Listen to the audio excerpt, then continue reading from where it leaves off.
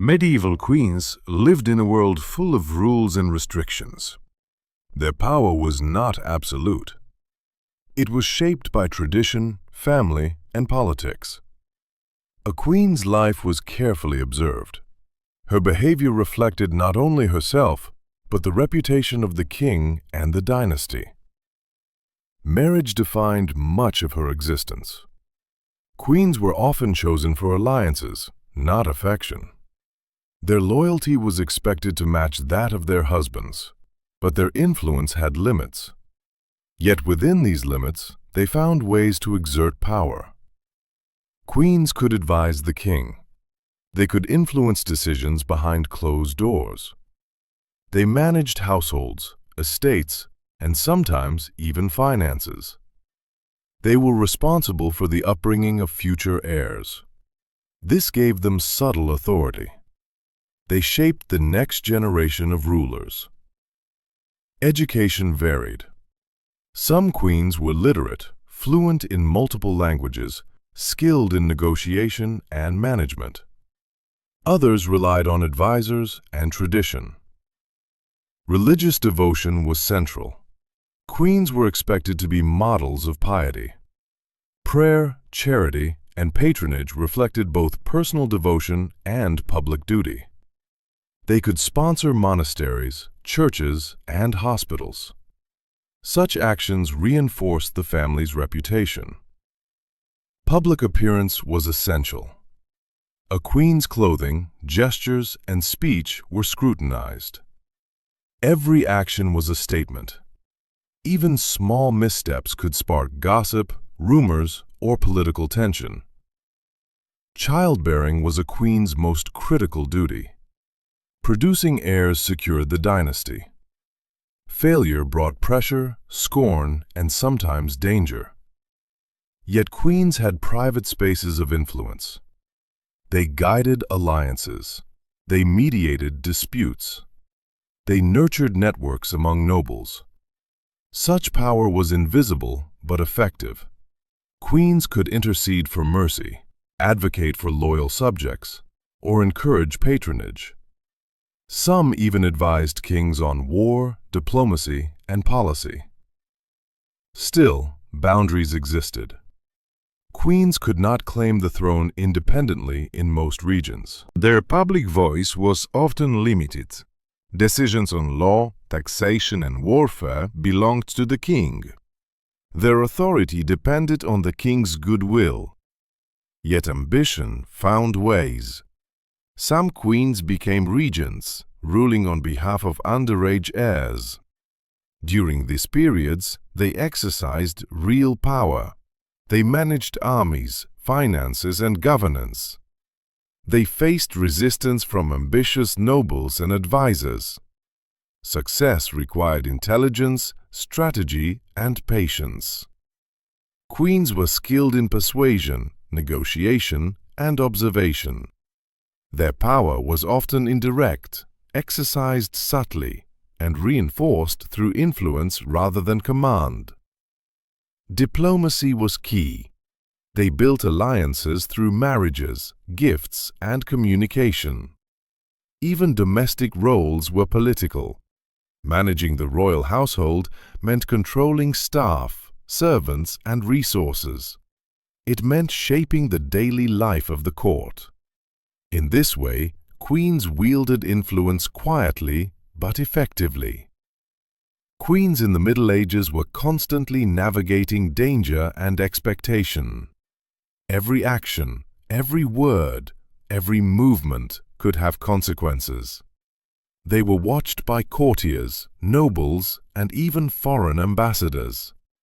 A misstep could damage alliances, provoke scandal, or undermine the king's authority. Rumors spread quickly. Gossip could shape public perception more than truth. Queens learned to control what they could: appearance, composure, and relationships. They cultivated loyalty among the ladies-in-waiting, servants, and other household members. This network became their eyes and ears within the castle. Through careful observation and strategic conversation, Queens gathered information. Knowledge became power. Even in the absence of formal authority, queens could influence decisions. They could persuade the king, advise on policy, and manage delicate negotiations. Some acted as intermediaries between rival nobles. Some protected those unjustly accused. Some manipulated family ties to favor allies or punish enemies. Queens also exercised soft power through patronage, sponsoring churches, monasteries, hospitals, and artisans reinforced status. Charity was a visible sign of authority. It demonstrated wisdom, piety, and influence. Even fashion was political. Every garment, every jewel, every hairstyle communicated rank, wealth, and taste. Queens understood symbolism. They knew how to command attention without overtly challenging male authority. Pregnancy and childbearing defined much of their public life. Producing heirs was essential for dynasty survival. Multiple pregnancies were common, and each carried immense risk. Miscarriage or stillbirth could have political repercussions. Queens bore both physical and social burdens. Yet many used these periods strategically.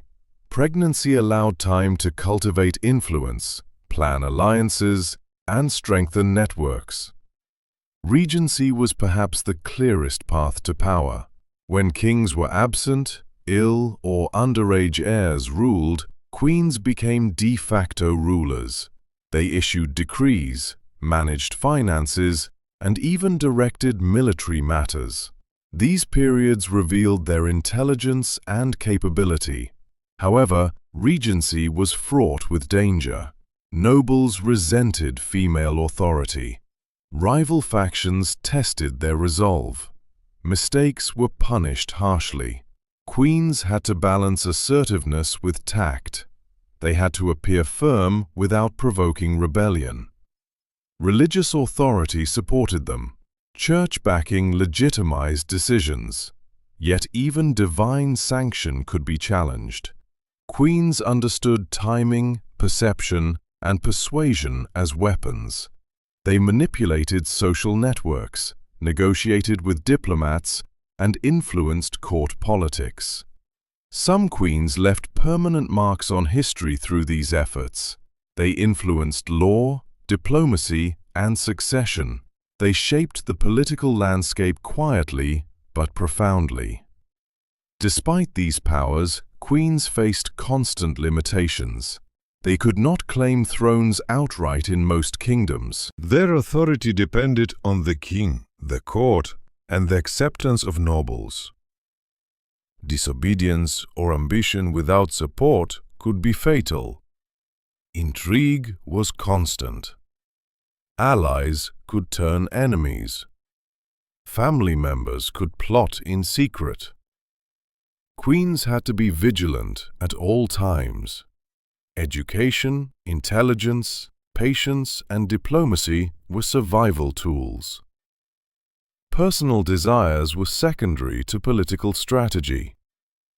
Yet queens found ways to exercise influence, sometimes more effectively than kings themselves. They balanced duty and strategy with grace, subtlety, and endurance. Life as a medieval queen was a delicate negotiation between privilege and peril.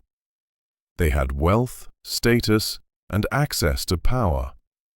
But they also had scrutiny, danger, and expectation. They lived in public and private simultaneously. Every action was political, every choice measured. Every day was a test of judgment, patience, and cunning. And while kings wielded visible power, queens wielded invisible authority. It shaped dynasties. It influenced laws. It decided alliances. It preserved kingdoms. In the Middle Ages, a queen's life was never simple. It was a constant balance between obedience and influence, between restriction and strategy, between survival and legacy.